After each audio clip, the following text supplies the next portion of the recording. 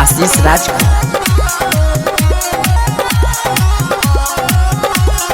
Music by Mohan Yadav. कोसी भरईनी तोहके बोलईनी सुनी छठी माई कलश लेके आईनी। छठी माई कलश लेके आईनी। कोसी भरईनी तोहके बोलईनी सुनी छठी माई कलश लेके आईनी। मालिनी के कही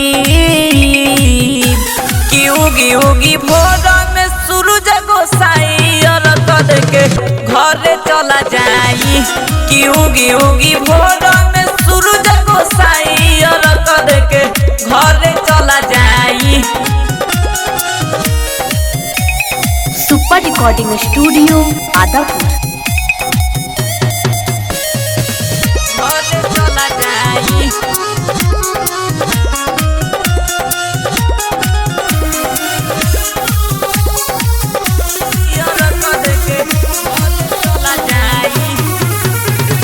काल्हे से कोसी में आइल हम बानी। उगी सूरज देवा ढेर करतानी। उगी सूरज देवा ढेर करतानी। काल्हे से कोसी में आइल हम बानी। उगी सूरज देवा ढेर करतानी। रोज गोहराइब नारियल चढ़ाइब। उगिए सूरज देवा ढेर न लगाई। दियारी हमें बारी कि उगी उगी भोर में सूरज गोसाई अर्घ देके घरे चला जाई।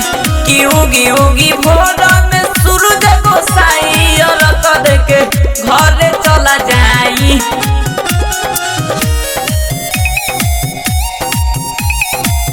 घरे चला जाई।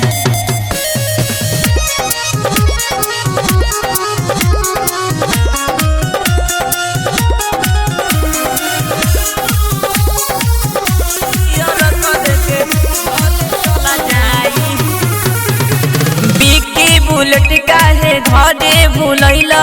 सिंगरिया सीसी काहे साथी ना लैला। सिंगरिया सीसी काहे साथी ना लैला। भिकी बुलेट काहे घरे भूलैला। सिंगरिया सीसी काहे साथी ना लैला। चलो हम चढ़ाई तोहके बताइब। घाटे नदियल लेके दिया हम जराइब। मालिनी के कही कि उगी उगी भोर में सूरज गोसाई अर्घ देके घरे चला जाई। कि उगी उगी भोर में सूरज गोसाई अर्घ देके घरे चला जाई। Super recording studio Adapur.